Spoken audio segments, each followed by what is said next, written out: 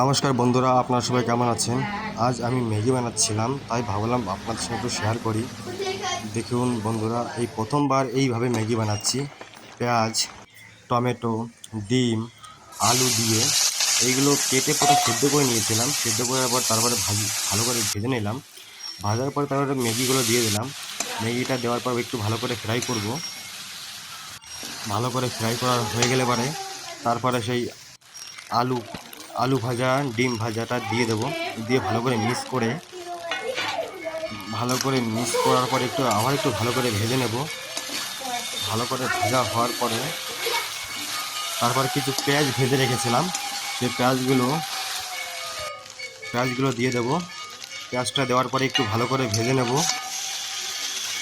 ভাজার পর রান্না হয়ে গেছে বন্ধুরা। এখন খেয়ে একটু টেস্ট করে দেখবো কেমন সুন্দর হয়েছে। কিন্তু বন্ধুরা, সত্যিই অনেক ভালো হয়েছে, খেতে অনেক সুন্দর। আপনার বান্নাকে দেখতে পারেন।